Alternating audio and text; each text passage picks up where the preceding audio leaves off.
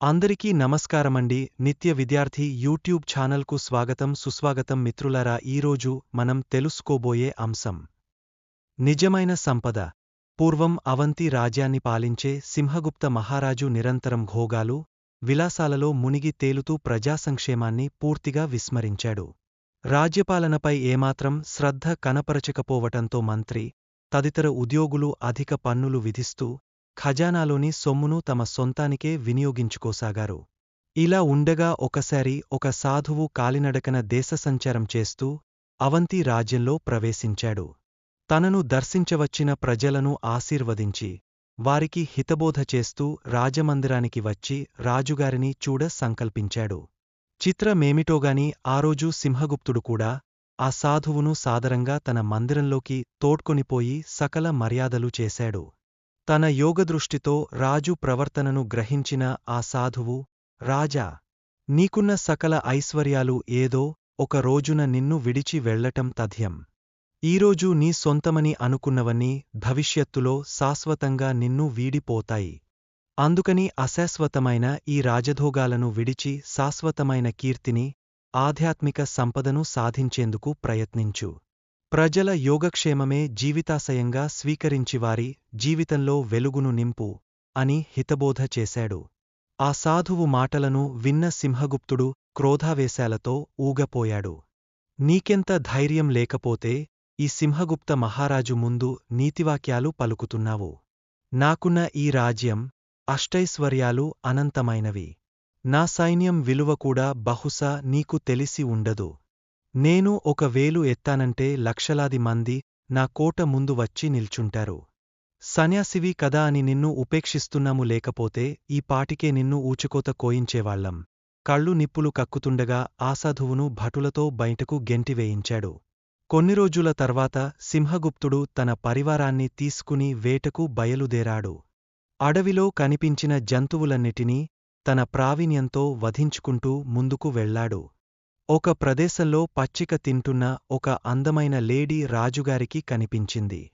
ఆ అందమైన లేడిని ఎలాగైనా పట్టి, బంధించి తన ఇష్ట సఖికి కానుకగా ఇవ్వాలని కోరిక కలిగింది సింహగుప్తుడికి. వెంటనే తన రథాన్ని దాని వైపుకి ఉరికించాడు. ప్రశాంతంగా నిల్చొని గడ్డి తింటున్న ఒక అందమైన లేడీ ఈ హడావిడికి బెదిరి ముందుకు ఉరికింది. దాని వెనకాల రాజ పరివారమంతా పరుగులు తీసింది. ప్రాణ్భీతితో ఎలాగైనా ప్రాణాలు కాపాడుకోవాలని శరవేగంగా చెట్లను, పుట్టలను అతి లాఢువంగా దాటుకుని పరుగెత్తుతున్న ఆ లేడిని ఎలాగైనా బంధించాలన్న కోరిక రాజులో ద్రూయపడింది. ఎటువెళ్తున్నాడో చూసుకోకుండా ఆ లేడి వెనుకే రథాన్ని పరుగెత్తించాడు. ఈ విధంగా వారు ఒక దట్టమైన కీకారణ్యంలోకి ప్రవేశించారు. వీరి వేగాన్ని అందుకోలేక రాజపరివారమంతా చెల్లాచెదరయింది. లేడిని పట్టుకోవడమే ఆశయంగా కదులుతున్న రాజు తనవారు ఏమయ్యారో పట్టించుకోలేదు. ఇంతలో తీవ్రంగా అలిసిపోయిన ఆ గుర్రం మూర్ఛపోయింది. ఆ గుర్రం నుంచి సింహగుప్తుడు కూడా కిందపడిపోయి తీవ్రమైన గాయాలపాలై స్పృహ తప్పి పడిపోయాడు. కొద్దిసేపటి తర్వాత ఆ ప్రాంతంగుండా సాగపోతున్న కొందరు బందిపోట్లు స్పృహ తప్పి ఉన్న సింహగుప్తుని చూసి ఆనందంతో మీదపడి నిలువుదోపిడీ చేశారు. చివరకు రాజుగారి ఒంటిమీద ఒక అంగవస్త్రాన్ని మాత్రం వదిలి వెళ్ళిపోయారు. ఇరుగు పొరుగు రాజ్యాలపాలిట సింహ స్వప్నమైన సింహగుప్తుడు అదే స్థితిలో కొద్దిసమయం ఉండిపోయాడు. తెలివి వచ్చి తన పరిస్థితి తెలుసుకొని అవాక్కయ్యాడు. అవంతి రాజ్యానికి మహారాజైన తనను, తన పరివారమంతా విడిచి వెళ్లారు. విలువైన ఆభరణాలన్నీ క్షణాలలో మాయమైపోయాయి.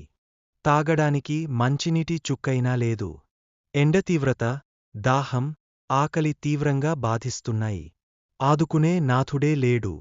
సరిగ్గా అప్పుడు ఆ సాధువు చెప్పిన మాటలు గుర్తుకు వచ్చాయి. వెంటనే, ఓ భగవంతుడా! ఇంతకాలం నేను చేసిన తప్పు నాకు తెలియవచ్చింది.